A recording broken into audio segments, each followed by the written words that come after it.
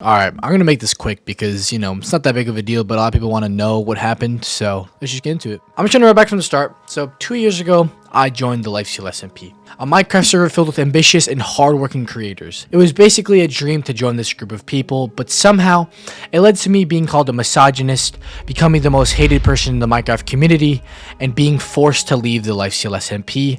How the hell did this happen? Well, let me take you back to when things seemed perfect to the public. I just joined the Lifesteal SMP, my subscriber count was fluctuating, and I was getting to know my new friends. But after a few months, I was starting to struggle with producing content due to a lack of footage. And although I was already trying to include myself in more events, I decided to try even harder. I messaged people asking to join teams, but no one seemed to want to accept me. Now, obviously, this itself doesn't seem like much of a problem, and it really isn't, but content was a big thing for me, right? I'm 15 years old, all I got in my life is Minecraft content, and it's a good opportunity. And so if I wasn't able to produce content, then that was, it was a problem. And so time would pass on, I would see the top members pulling off these amazingly inspirational videos, and I saw Lifesteal growing at a very rapid pace. I wanted to keep up, but for some reason, it felt like they were all growing away from me and without me, instead of me growing with them. I wasn't producing content that I was proud of once again, and I was really beginning to wonder if I actually even enjoyed making these videos. I would spend a lot of my time trying to perfect my video, being very nitpicky, trying to get this singular moment to be as good as possible so my video would go viral. And even after doing all of that for multiple videos straight, it wouldn't even be that good. It would be nothing comparable to the other members. And so it's like, yeah, I was getting hundreds of thousands of views, but is that really because I was making quality content? Or is that simply because I was a member of the Lifesteal SMP and putting Lifesteal in my title and simply being a part of the server would get me a crap ton of views? I think we know the answer to that one. I felt like I didn't deserve the success that I was getting, and when you're in a spot like that, it's really confusing because it's like you don't even know what you're doing right or what you're doing wrong, because no matter what you do, you're getting views. The pressure to be a good creator was starting to eat me away slowly. Now, during this time, right, Lifesteal was continuing and it was really starting to peak, and a lot of insane events were happening, and I wasn't being included in any of them. I really wanted to be a part of the events. I wanted to be, a main character, but no matter what I would do, I couldn't team with, the main people, I guess the people who had the most subscribers and the ones who were making the biggest impacts on the server. There's a group of maybe, there's 30 members on the server, and maybe a group of, 10 to 15 people make up a majority of the content, because those are the people that are the most creative. Those are the people that are getting included into the events. And I was a part of the other, 10 or 5 or 15. I don't know what the number was, but I was a part of that group that wouldn't be included. And so my only way to enter into it was to be really creative and to sort of barge into the event. But at the same time, I wouldn't even know when these events were happening because I wasn't being included in them. So like, I would log on the next day and I hear, 1,000 withers spawn. Actually, no, I was in that event, but that's as an example. I'd wake up the next day to an insane event and happen. I'm like, oh shit, I wanted to be a part of that. And so my only option was to try to get in through creativity, and I was really struggling with that. And so I couldn't match what was going on. And it felt like I respected them more than I respected myself, simply due to their ability to make content. And that's not a good thing, and I think they could subconsciously tell that, which is why a few of them would pick on me and tease me.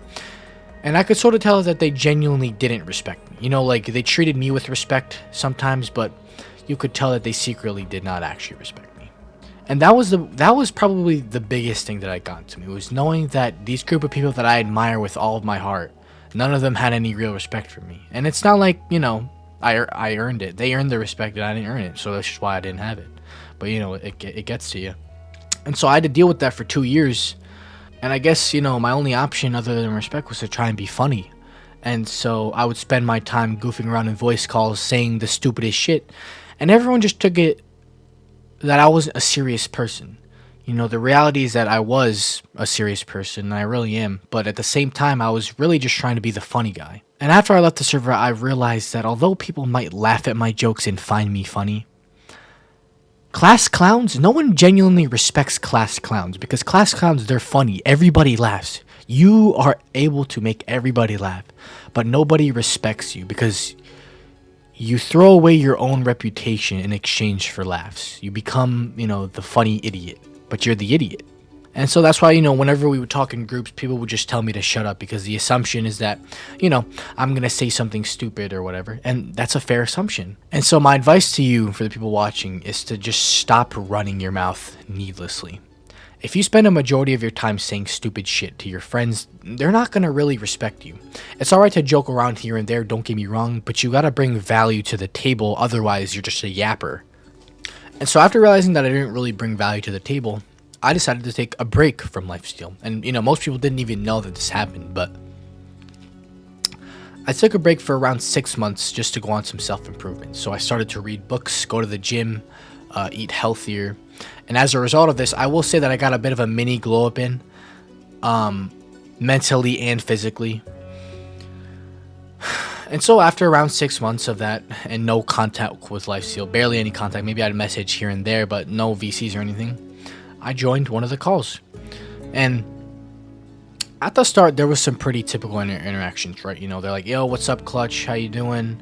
And whatever. But then after some more talking, the picking started coming back, right? They would start picking on me again. And instead of just, laughing it off, I struck back at them, right? And it was also during this time that I had started working on a video where I was filling spawn with statues of me. And a member of the server did not take well to this and decided to destroy one of my statues. Now, obviously, I didn't want to take the disrespect content-wise. I wasn't actually upset about it. So I went to spawn and I killed him on stream. But what surprised me was that he wanted to turn the entire thing into a legitimate argument, like he was actually angry with me. I'll show the screenshots right here. He had legit beef with me over the fact that I killed him inside of Minecraft.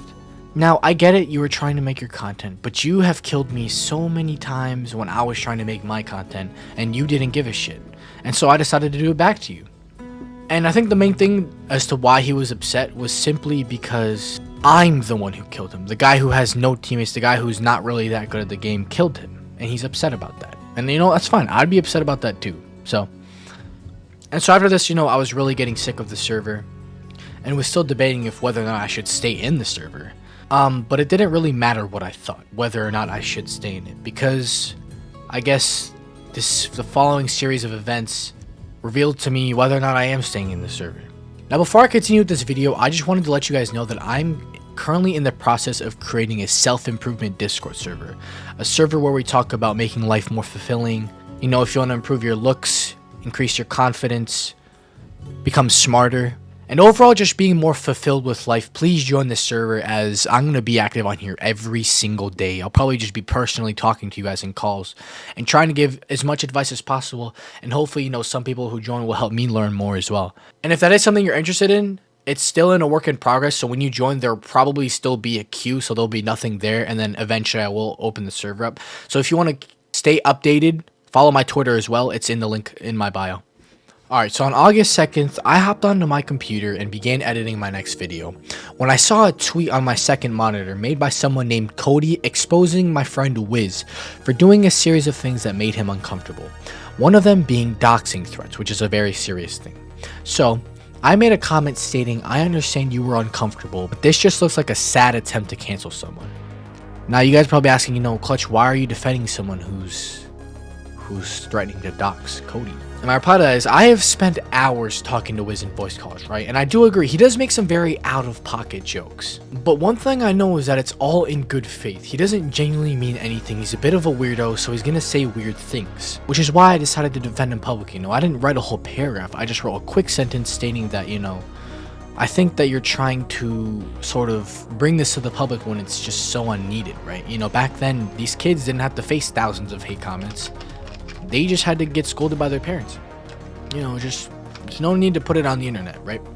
Now, at the time, the tweet hadn't gained much traction, as it wasn't really a big deal. No one knows who Wiz is. No one really knows who Cody is, right? And it's also not very serious of a situation, as nothing actually happened. But that was until Prince Zam replied under my tweet saying, I'd call this disappointing, but you've had me disappointed for a while now.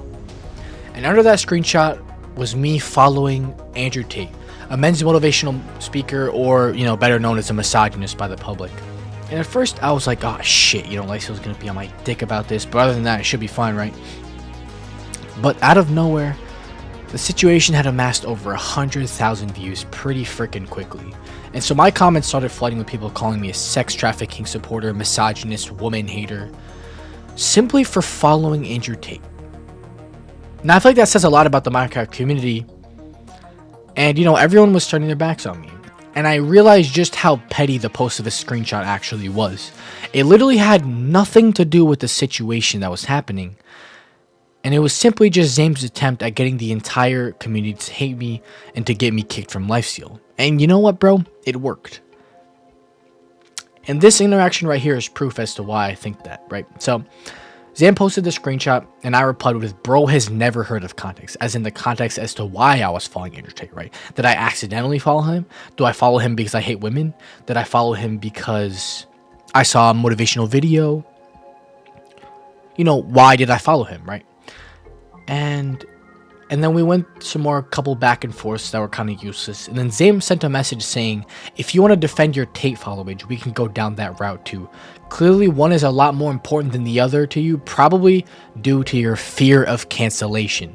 Zame clearly knew the community would come after me if he posted this. He knew that Lifesteal would be under some heat for this, and yet he decided to do it anyway. And I continued to defend myself, and I stated that I don't believe that Andrew Tate did any actual sex trafficking, and I think they have no proof, and to this day, they do have no proof, and they are out of jail.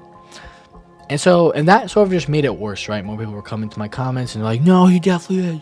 He's a sex trafficker. And honestly, after that, after people just kept on, reinstating their point, I just stopped trying. I gave up. I didn't really care. I honestly just didn't care at all anymore. I had no attachment to this community. And it was during this time that I truly realized what kind of a community I had entered myself into. The Minecraft community is filled with a bunch of people who haven't been taught the right thing. They dick ride their favorite YouTuber, whatever their favorite YouTuber says. It's like, oh yeah, go full force. A lot of them just can't properly think for themselves. A lot of them just kind of jump to conclusions right away without even having any proof. And I think the recent Dream situation is a perfect example. Literally everybody was on Dream's cock. Everyone was fucking gobbling down. And they had no real proof at all. And I think that's seriously fucked up, is that people will call other people things, and thousands, hundreds of thousands of people will come after you without even having any proof or evidence of this being a certain thing. And I think that that's really just so fucked up. And my advice for people who are in these types of communities, or honestly anyone in society, just stop caring at all. Why would you want to have a good reputation in a place where people are like that? Why would I bother keeping my mouth silent and not speaking my true opinion for people that can't even think for themselves? The courage to be disliked. It doesn't matter if people don't like you. You don't have to waste your time proving to other people that you're a good person. Don't even bother. Just be a good person. That's all you gotta do. Don't bother proving it to other people. And so after this, I left the server. And I'm just going to tell you guys that Lifesteal is not a bad server. A lot of the people in there are good people. It's just the problems I had were with a few people. And of course, just being included in some events. But anyway, I'm not here to say that it's their fault at all that any of this happened. I'm just here to talk about my experience. And I think a lot of the reasons that things happened were my fault. Because I didn't, I didn't portray myself to be a respectable person. I portrayed myself to be the class clown, and people don't respect people like that. And so I've realized, and that's why I'm very grateful to Lifesteal and everything that has happened. And I'm very glad that all this has happened, because I've learned a lot of things about people and life and who I was surrounding myself with and who the real ones actually are. Now, if you guys want to see a video on life after getting canceled, what has changed, what about me has changed, why I think you should get canceled, please subscribe and comment down below, and I will make the video.